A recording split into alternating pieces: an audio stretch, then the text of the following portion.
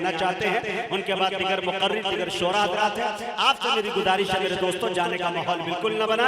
मैं बड़े अदब के साथ हजरत काजी मोहम्मद इमरान साहब दामत बरकातुहुल आलिया से गुजारिश कर रहा हूँ कि हजरत काजी साहब तशरीफ लाए और अपनी कीमती बातों से हम सामईन को नवाजे। ये उसके होने की मिसाल है कि नहीं, हर एक शय पे उरूजो सवाल है कि नहीं। मैं खून बेचकर रोटी खरीद लाया हूँ, फकीह शहर बताइए हलाल है कि। लेकिन अल्लाह ने इल्म दे दिया तो अव्वल का भी दे दिया, पिछले लोगों का भी दे दिया और अगले लोगों का भी दे दिया। ऊती तो इल्मल अव्वलीन वल आखिरीन। अल्लाह हर चीज पे कादिर है, जिसको जो चाहे बना दे। अल्लाह ने अगर बनाया तो मोहम्मद साहब को नबूवत दे दी, और न बनाया तो अबू जहल को जहन्नम दे दी। और मक्का में अबू जहल का जो मकान था उस पर तो 4 मंजिला बैतुल खला बना हुआ। जो लोग हज करके आए हैं वो समझते होंगे, पढ़े लिखे जाते हैं तो कुछ समझते हैं। तो बेचारे अनपढ़ लोग जाते हैं तो 3 गाय ज़बह करके पूरे गांव की दावत करते हैं। तलबिया याद ही नहीं होता, तलबिया याद ही नहीं है, पूरे गांव की दावत कर रहे हैं, ढोल बजा के जा रहे हैं और 4 गाड़ी जा रही है, बैनर लगा हुआ है हज मुबारक, इधर से लगाते लब्बैक अल्लाहुम्मा लब्बैक लब्बैक अल्लाहुम्मा लब्बैक। अरे तुम्हारा तलबिया तो सही हुआ नहीं, हज करने जा रहा। हमारे बुजुर्गाने दीन जब हज करने जाते थे किसी को पता भी नहीं था। अभी 40 साल पहले एक बुजुर्ग हज करने गए, बीवी से भी नहीं बताया, ट्रेन में बैठ गए और दामाद दिया रुखसत करने के लिए थैला लेकर के। जब ट्रेन में बैठ गए, ट्रेन खुलने वाली थी तो उन्होंने कहा कि अम्मी जान से कह देना हज पे जा रहा हूँ। तो कहा पहले से नहीं बताया, पहले से नहीं बताया। तो हजरत ने जेब में हाथ डाला, 100 रुपया दिया और कहा बाबू ये ले लो और ढोल खरीद के बजा जा। हर चीज में दिखाओ। मैं तो ऐसा हाजी भी बताऊंगा जो हज तो कर लिया लेकिन चेहरे पे दाढ़ी नहीं, मदीना मुनव्वरा में रहता है, सेल्फी लेकर घर भेजता है, और जब घर आता है 2 महीना रहता है, जुम्मा तो क्या पढ़ता है, 5 वक्त का तो क्या पढ़ता है, जुम्मा भी नहीं। लेकिन हाजी साहब, अरे ऐसी हाजी को थोड़े लोग कहते हैं कि हाजी थोड़े पाजी। हाजी साहब है, बेटे का ब्याह है, आएंगे लड़की वाले तो कहेंगे देखिए हम काबा के दरवाजा के सामने बैठ करके बाबू कसम खा के आए, अल्लाह से वादा करके आए, बेटे के ब्याह में कुछ न लेंगे न देंगे। अब आप देखिए कि आपकी बेटी सुकुमार है कि काम कर सकती। अगर सुकुमार है काम नहीं कर सकती है तो कपड़ा कैसे धोएगी उसका सोचना आपको है। यानी वॉशिंग मशीन भी दे दीजिए। अच्छा आपका बेटा दामाद जो है वो आपके यहाँ कैसे आएगा, आ पाएगा कि नहीं आ पाएगा, तो आप सोचिए। हम तो कसम खा के आए हैं कोई लेन देन नहीं होगा। मतलब क्या हुआ, अरे कान उल्टा करके पकड़ रहे हैं कि गाड़ी भी दीजिएगा। तो हकीकत रिवायात में खो गई या उम्मत खुराफात में खो गई। सब चले जाइए, लाइट जारी रहे, माइक चालू रहे। मुझे जितनी बात कहनी है कह देता हूँ। मैं दौरे वक्त हमारा शरिया का आदि आदमी एक ही रहेगा, बात कह दूंगा तो। एक जगह हम लोग गए जहानाबाद के अंदर, तो जिन बुजुर्गों को उसमें जाना था वो इत्तेफाक से नहीं है, तो गांव के लोग बहुत चालाक थे। इश्तिहार लेकर आया, कहा ये कौन है आप में से, ये कौन है? अच्छा आप में से ये कौन है? हम लोगों ने कहा ये लोग नहीं आए। सब अब बयान होना था, लाइट चालू, माइक चालू, सब भाग। अरे जिनको हम बुलाए वो तो आए भी नहीं। इन लोगों का सुनेंगे, चलो अपने अपने घर। सब चले। अब हम लोग के वक्त की क़यादत कर रहे थे मौलाना मोहम्मद कासिम मुजफ्फरपुरी अनगुआ माधोपुरी रहमतुल्लाह अलैह। अब कहने लगे भाई ये तो एक भी आदमी नहीं है, लाइट जल रही है, माइक है, खूंटे हैं, खंबे हैं, अब कौन पहले बयान शुरू करेगा? अब वो कहेंगे हम नहीं करेंगे, हाँ हम नहीं करेंगे। हज़रत माँ काजी साहब ने कहा है इमरान काजी तुम करो, हमने कहा बिल्कुल हम करें। सवा घंटा तकरीर किया, सब आकर के एकदम जमा घट। लेकिन हम लोगों ने ये किया कि प्रोग्राम खत्म, गाड़ी में बैठे चले गए, खाना नहीं खाया। कि आपको मुबारक। हम लोग तो ऐसे दीवाने हैं कि मजनू पसे कारे वो मरना पसे मजनू। दीवाना अपने काम में लगा हुआ है और लोग जो है ना मजनू के पीछे पीछे पत्थर फेंक रहे, घूम के नहीं देख रहे। अमीर शरीयत सादिक रहमतुल्लाह अलैह कहते थे मैं सफर में जा रहा हूँ, अगर जाता हूँ चला जा रहा हूँ और एक जगह 200 आदमी खड़े हैं और गाड़ी रोक कर कहते हैं उतरिए नीचे, हम लोग गाली देना चाहते हैं।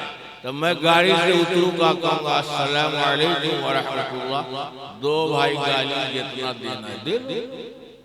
जब थक जाएंगे तो कहेंगे कुछ और बाकी है तो भी दे।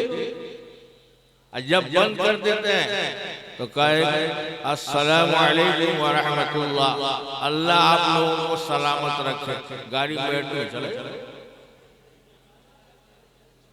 समझ रहे हैं कुछ बात? तो ये जो जलसा है कि जुलैसा है समझ नहीं आ रहा है। तालीमी बेदारी, तालीम जानते ना, तो इसका मतलब है कि तालीम के मामले में ये कौम जो है ना बुझ गई है, सो गई है। तो बयान रखा जाता है इसलिए कि ताकि जरा इनमें जागरूकता आ जाए, बेदारी आ जाए। तो उन्वान था है तालीमी बेदारी, तकरीर आखिरत पर, मैदान हश्र पर, रोजा पर, ज़कात पर, सदका पर। ये तो उन्वान के खिलाफ हो गया। जो उन्वान लगाया जाए आप उस पर तो जरा बात कीजिए, कौम को समझाइए। पूरे कुरान का मुताला कीजिए, 636 जगह इल्म का लफ्ज आया है, 348 जगह जहालत का लफ्ज आया है। पूरे कुरान में कलम का लफ्ज 4 जगह आया है। इल्म के हासिल करने का एक जरिया कलम नहीं। गारे हिरा में पहली मरतबा हुजूर पर जब अल्लाह का पैगाम आया जिब्रील लेकर के, 5ही आयत में आई थी। 2000 फीट की बुलंदी पर जबल हेरा, जबल कहते हैं पहाड़ को, उसका नाम था हेरा पहाड़। उसके अंदर एक खोह था जिसमें 2 आदमी खड़े होकर नमाज पढ़ सकते थे। 2000 फीट की बुलंदी पर उस खोह में हुजूर जाकर इबादत करते थे। उनको भी पता नहीं था कि मैं अल्लाह का नबी हूं। एकदम जिब्रील अमीन आ गए और कहने लगे इक़रा, पढ़ी। अल्लाह के रसूल ने कहा मा अना बिकारी, मैं तो पढ़ा हुआ नहीं। फिर कहा इक़रा, पढ़ी। कहा कि मा अना बिकारी, मैं पढ़ा हुआ नहीं। फिर कहा जिब्रील ने इक़रा, पढ़ी। कहा कि मा अना बिकारी, मैं पढ़ा हुआ नहीं। इक़रा के माना आते हैं अरबी में, कुरान में आया है। पहली आयत जो आई कुरान में नबी के पास अल्लाह का पैगाम जिब्रील के जरिए, उसमें पहला लफ्ज क्या आया? अरे बोलिए ना कुछ, हम बुलवाया भी करते, कुछ बोलिए। इक़रा आया, पढ़िए। इक़रा पहले अमर का सेगा है, तू पढ़, ऐ मोहम्मद तू पढ़। अल्लाह जब कहे हुजूर को तो माना होगा तू कह। और जब हम बयान करेंगे, उम्मती बयान करेंगे, तब अदब से कहेंगे आप फरमा दीजिए। अल्लाह नबी को इस तरह थोड़े कहेगा कि कुल आप फरमा दीजिए। अल्लाह खालिक कई मखलूक, वो तो यही कहेगा कुल तू कह, इकरा तू पढ़। फिर हजरत जिब्रील ने हुजूर सल्लल्लाहु अलैहि वसल्लम को ऐसे पकड़ कर अपने सीने से चिमटा और फिर हटाया और उसके बाद कहा इक़रा बिस्मि रब्बिकल्लज़ी खलक़ खलक़ल इंसान मिन अलक़ इक़रा व रब्बुकल अकरम अल्लज़ी अल्लम बिल क़लम अल्लमल इंसान मा लम यअलम। ये 5 आयत नाज़िल हुई। अब हुजूर तो घबराए, पसीना पसीना हो गए। उस खोह से उतर के आए, बीवी खदीजा के पास कहा बहुत जाड़ा लग रहा, बहुत जाड़ा लग रहा, कंबल ओढ़ा, कंबल ओढ़ा, ज़म्मिलूनी ज़म्मिलूनी ज़म्मिलूनी, कंबल ओढ़ा, कंबल ओढ़ा।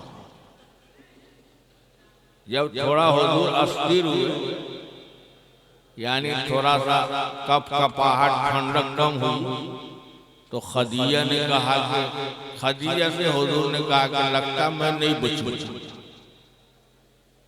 तो हजरत खदीजा ने कहा कि आप बचिए, और 6 दलील उसके बयान की। इन्नका लतसिलुर रहीम, आप सिलर रहमी करते, व तक्सिबुल मादूम, बेवाओं मजबूरों लाचारों के लिए आप काम करते। बात समझ में आई। उसके बाद अल्लाह का पैगाम 3 बरस तक नहीं आया। 3 बरस के बाद अल्लाह का हुक्म आया हुजूर के पास, या अय्युहल मुद्दस्सिर, ए चादर ओढ़कर सोने वाले, उठ उठ उठ उठ, फंज़ुर रब्बक, और लोगों को अपने खुदा से परवरदिगार से डराओ। या अय्युहल मुद्दस्सिर कुम फअंज़िर व रब्बक फकब्बिर, और अपने रब की बड़ाई बयान करो उनके सामने कि इस जहां का चलाने वाला फकत एक है। 13 साल मोहम्मद सल्लल्लाहु अलैहि वसल्लम ने अकीदा बनाने पे मेहनत किया। क्या किया जी बोलो ना, ये तालिब इल्म सब देहाती जबान में बोले। देहाती लोग सब का कोई तलबेली सबको 4 को दीजिए, कुरान खानी कराना, तलबेली सब।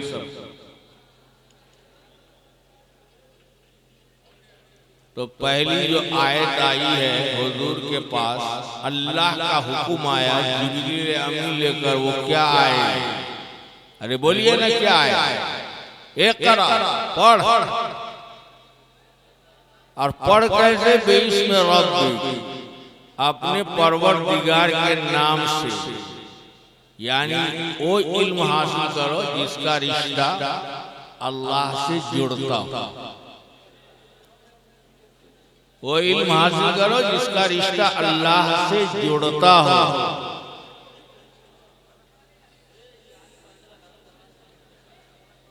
अल्लज़ी खलक़ मिन अलक़, तुम अपनी हकीकत को पहचानो, जिसने तुमको पैदा किया जमे हुए खून से।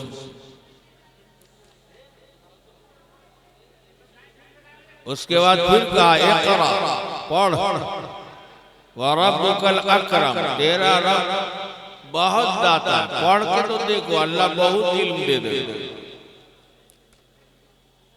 इक़रा व रब्बुकल अकरम अल्लज़ी अल्लम बिल क़लम, जिसने कलम के जरिए सिखाया। जिस वक्त ये आयत नाज़िल हुई, पूरे अरब में सिर्फ 3 को कलम का कारे का और गेहूं की रोशनी। किसका? गेहूं की रोशनी का, वो भी वर्क़ा बिन नौफल के पास था। समझा? कलम भी नहीं थी। तो कलम के जरिए इंजीनियर बनाओ, डॉक्टर बनाओ, पोस्ट ग्रेजुएशन बनाओ, मास्टर डिग्री बनाओ, IAS बनाओ, कुछ भी बनाओ, इस्लाम मना नहीं करता। लेकिन उसके अंदर दीन की बुनियादी तालीम होनी चाहिए। बुनियादी तालीम का मतलब है कि हर मुसलमान मर्द औरत को इतना अजगर होना चाहिए, इतना अजगर होना चाहिए, क्या तुम्हारा दीन क्या है। अब आप सोए हुए हो, बिल्कुल एकदम निश्चय भाग देहाती को बोलते हैं, एकदम मस्त में सोए हुए। कोई आदमी आया और आपको झियोरा उठाया, पूछा कि तुम्हारा दीन क्या है, बोल इस्लाम। ऐसे याद हो, मजहब के एतबार से तुम कौन हो ये याद करेंगे। मजहब के एतबार से हम मुसलमान हैं। अच्छा तुम्हारा कलमा क्या है? तो बिल्कुल आंख मिलता हुआ आधा सोए आधा करता फौरन पढ़ दे ला इलाहा इल्लल्लाह मुहम्मदुर रसूलुल्लाह। इतनी मेहनत कर ली और वक्त बनाइए। मदरसों का जो निज़ाम है 7 से 11, 2 से 4, 7 से 11, 2 से 4, इस सिस्टम को बदलना होगा। आप 6 से 9 तक पढ़ाइए, उसके बाद छुट्टी कर दीजिए, कहा जाओ स्कूल। जोहर के बाद बच्चे बच्चियां नहीं आ रहे, ट्यूशन करने जा रहे हैं, उनको जाने दो, मगरिब से इशा पढ़ाओ। बात समझ रहे कुछ? तो ये पूरा गांव मिलके नहीं, मोहल्ला मोहल्ला आप क्या कहते हैं कमेटी बनाइए।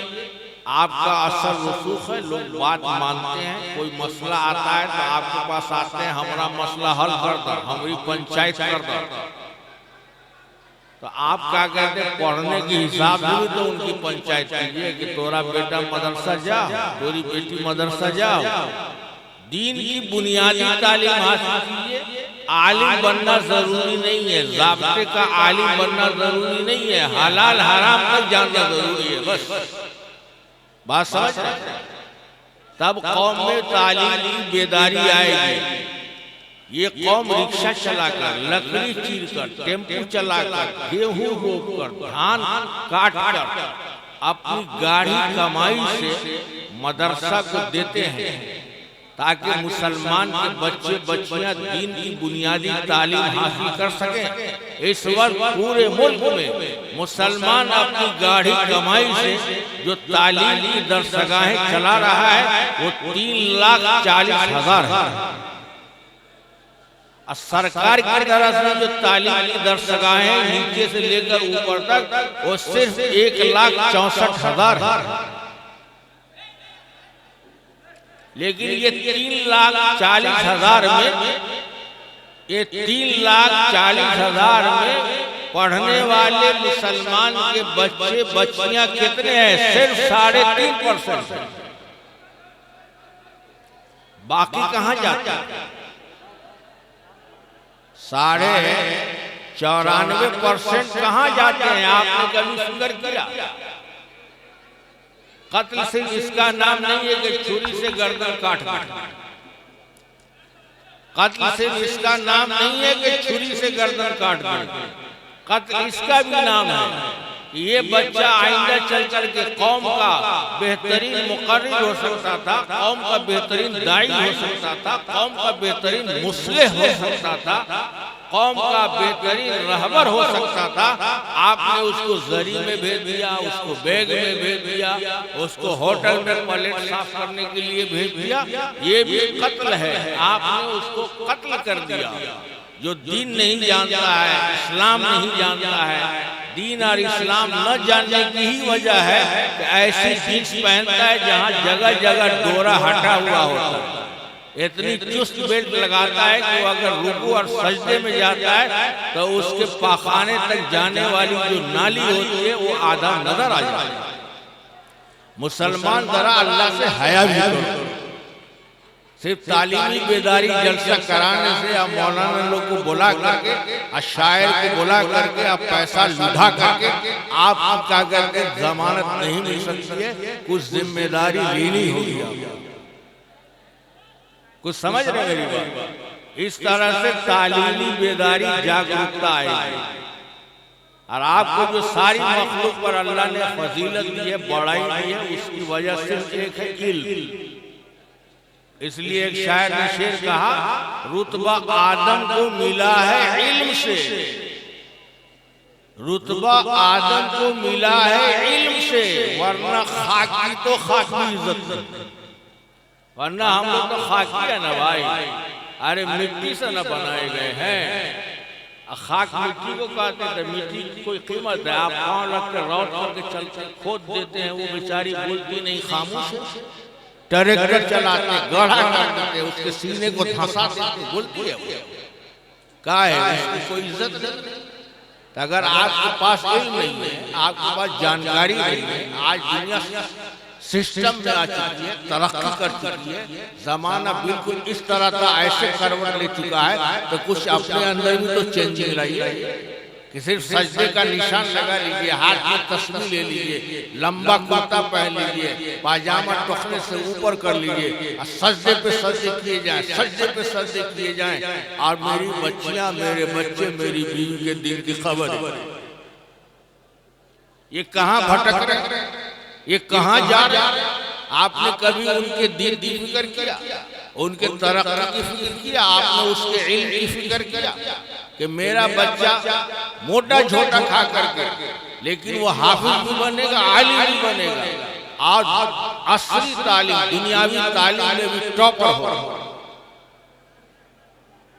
दुनिया हिंदुस्तान के अंदर मुसलमान तंजीमें ऐसा ऐसा कॉलेज और स्कूल चला रहे हैं कि आप तस्वुर भी नहीं कर सकते।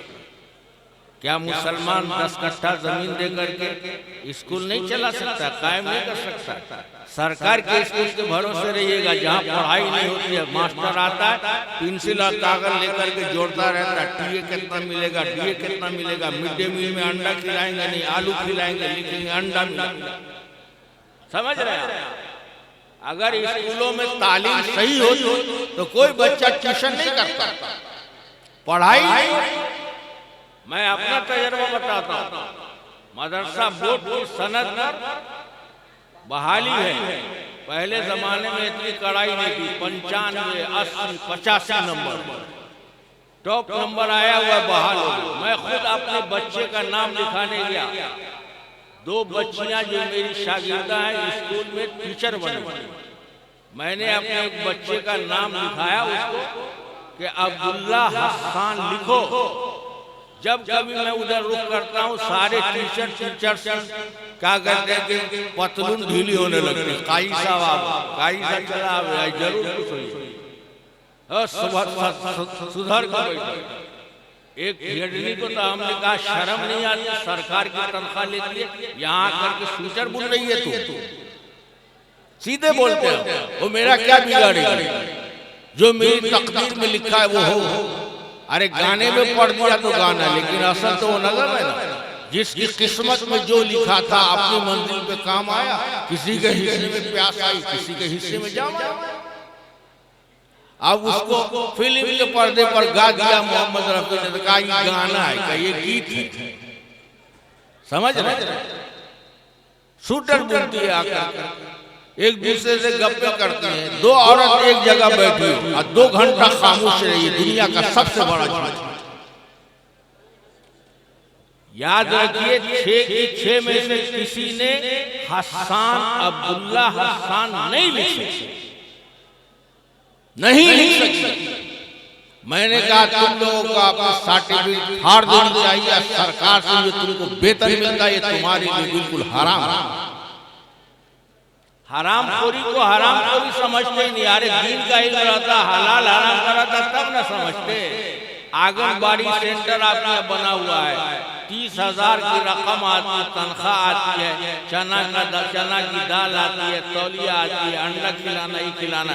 कौन आंगनबाड़ी क्या करते बांटता है कौन के बच्चों को? रजिस्टर में 25 नाम लिए हुआ है, उसके ऊपर वाले को 500, उसके ऊपर वाले को 1000, उसके ऊपर वाले को 1500 देता है। यहाँ से ऊपर तक काम चल रहा है, आंगनबाड़ी जेब।